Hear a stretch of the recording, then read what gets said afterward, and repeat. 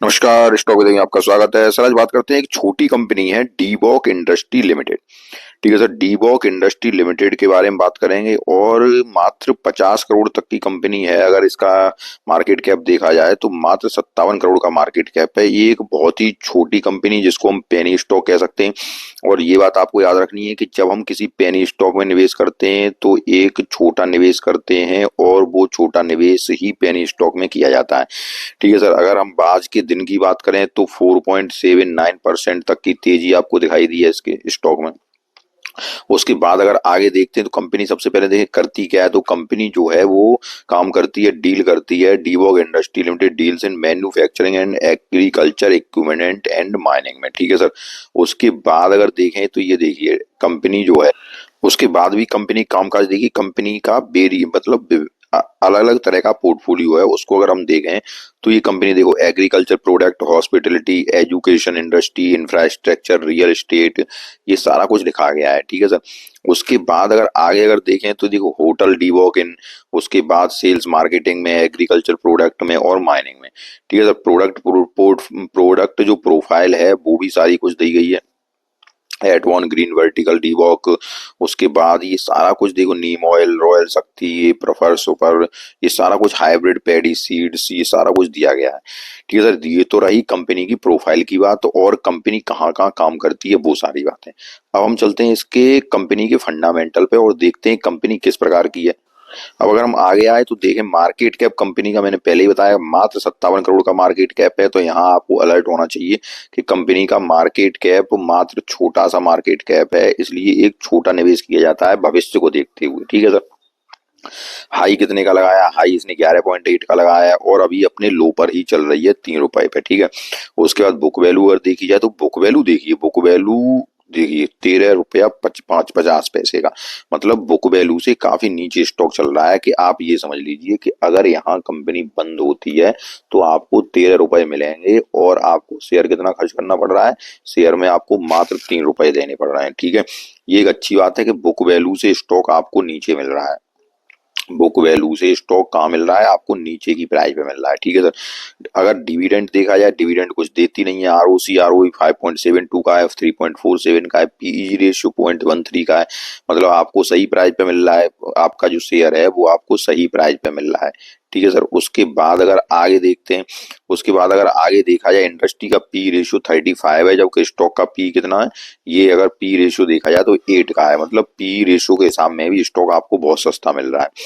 डेब्ट इक्विटी कर्जा कंपनी के पास नहीं है, ये अच्छी बात है। और प्लेज परसेंटेज 0 है, ये भी बहुत अच्छी बात है। ठीक है sir, free cash flow company के पास नहीं है, माइनस का 0.16 है। ठीक है, उसके बाद अगर आगे चलते हैं, सेल्स ग्रोथ देखिए, 5 साल की सेल्स ग्रोथ देखिए आपकी 37.2% है। ठीक है सर, उसके बाद अगर सेल्स ग्रोथ 3 साल की देखी जाए तो 47% है।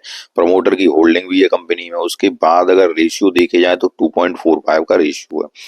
आगे अगर चलते हैं तो आगे देखिए, उसके बाद यहाँ पे कुछ कंपनी के लिए अच्छाइयाँ बताई गई हैं, जो कि ये है कि कंपनी ने अपना कर्जा खत्म कर दिया है। और उसके बाद अगर देखें तो कंपनी डेब्ट फ्री है। उसके बाद और stock trading 0.26 time in book value, मतलब बुक वैल्यू से 0.26 टाइम ऊपर चल रहा है। लेकिन तीन बुक वैल्यू इसकी 13 रुपए है और जबकि स्टॉक आपको मात्र 3 रुपए का मिल रहा है। ठीक है सर, स्टॉक आपका महंगा है, बुक वैल्यू महंगी है, स्टॉक आपको सस्ता मिल रहा है। ठीक है सर, ये एक अच्छी बात है। रिजल्ट पे अगर बात करते हैं तो रिजल्ट देखिएगा, रिजल्ट बहुत शानदार है इसका। सितंबर की सेल 16.19 करोड़ है, उससे पहले 3.39 करोड़ थी। जून से अच्छे रिजल्ट आया है इसका। लेकिन यहाँ पे जो सेल्स थी ये थोड़ी ज्यादा चल रही थी, तब से सेल्स इसकी कम हुई है। ठीक है, उसके बाद अगर आगे देखें तो ये देखिए ऑपरेटिंग प्रॉफिट मार्जिन के 19% के मार्जिन पे काम कर रही है कंपनी, जो कि बहुत अच्छा माना जाएगा 19% के मार्जिन पे। अब यहाँ नेट प्रॉफिट देखते हैं तो नेट प्रॉफिट भी 3.24 करोड़ का है। उससे पहले ये देखिए माइनस, उससे पहले 2 नेट प्रॉफिट भी लगातार बढ़ रहा है कंपनी का। अब अगर आगे चलते हैं हम तो आगे साल दर साल प्रदर्शन भी देख लेते हैं। साल दर साल प्रदर्शन भी, सेल्स लगातार कंपनी की यहाँ से देखिए थोड़ी सी कम हुई है, पिछले साल से कम हुई है सेल्स। अब यहाँ अगर देखते हैं ऑपरेटिंग प्रॉफिट मार्जिन की बात करें तो मार्जिन 11.86% का है और लगभग मार्जिन सेम ही चल रहा है, 9 का, 12 का, 10 का। ठीक है, आगे अगर चलते हैं तो आगे नेट प्रॉफिट देखिएगा, नेट प्रॉफिट ठीक ठाक है कंपनी का। ठीक है सर। अब 3 साल की अगर कंपाउंडेड सेल्स ग्रोथ देखी जाए तो 47% है। प्रॉफिट ग्रोथ देखी जाए 3 साल की 35% है। स्टॉक का सीएजीआर पिछले साल कुछ नहीं दिया, ध्यान रखिए, 3 साल से माइनस है। और 5 साल का 13% है मात्र सीएजीआर।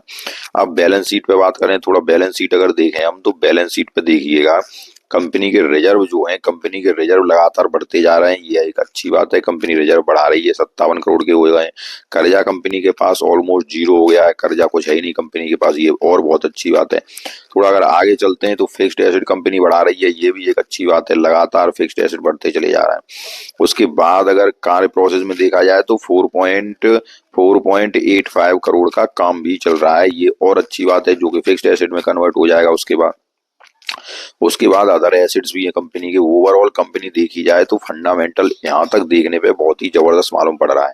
अब अगर आगे देखते हैं तो डेब्टर डेज जो कि इन्वेंट्री डेज, डेज पेबल जो कि मैं हमेशा बताता रहता हूँ कि ये 90 दिनों के अंदर होने चाहिए, तो ये सारे 90 दिनों के अंदर होते हैं, तो ये 269 दिन के हैं। इसके 4.7 है, ये 25, जो कि ठीक ठाक है। मतलब कंपनी का ओवरऑल कामकाज बहुत ही अच्छा लग रहा है। शेयर होल्डर पैटर्न पे बात आती है तो पैटर्न देखिए यहाँ पे, ये प्रमोटर का माल जो है धीरे धीरे कम होता जा रहा है। ठीक है, ये एक चिंता की बात है। प्रमोटर का माल कितना है, 9.41% का रह गया है। पब्लिक कितनी आ गई है, पब्लिक 90% पे आ गई है। तो ये एक सर कहीं ना कहीं साइन, जब सारा कुछ सही होता है तो कहीं ना कहीं साइन थोड़ा नेगेटिव रहता है। अब आप ये याद रखिए कि प्रमोटर ने अपना पूरा माल पब्लिक को चुपका दिया है, ये बात आप याद रखिए। ठीक है सर।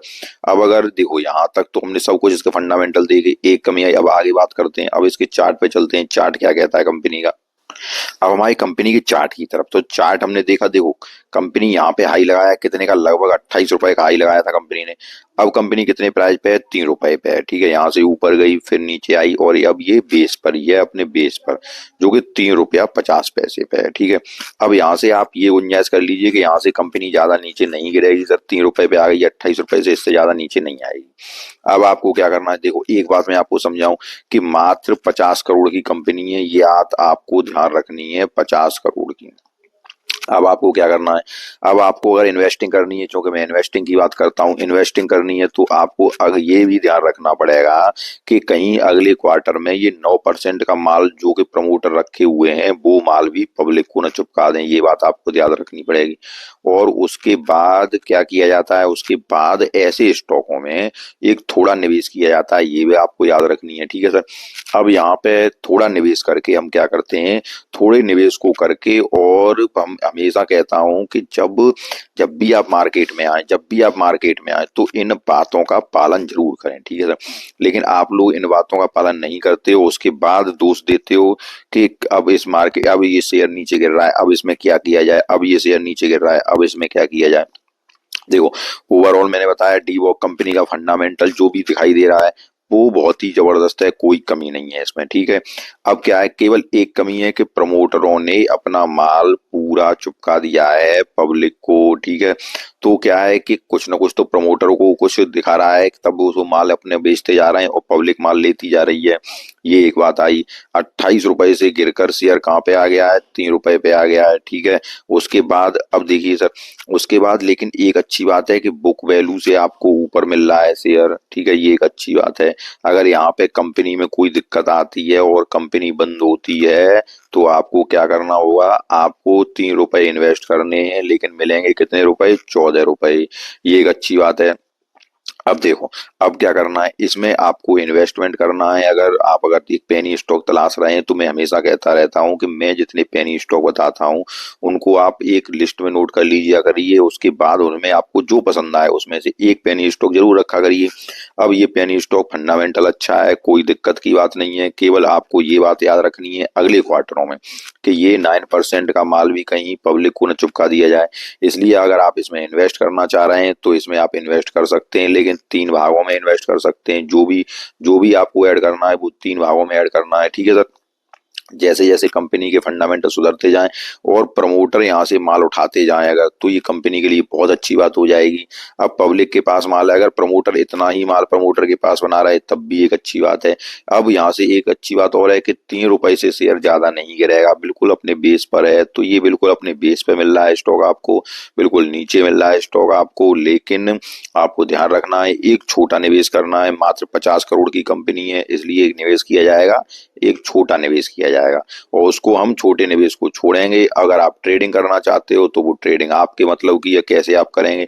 लेकिन ये है कि बेस पे कंपनी अपने बेस पर है और यहाँ से ज्यादा गिरने की संभावना नहीं है कंपनी की, और इसीलिए आज के दिन 5% तक की बढ़ोतरी भी हुई है।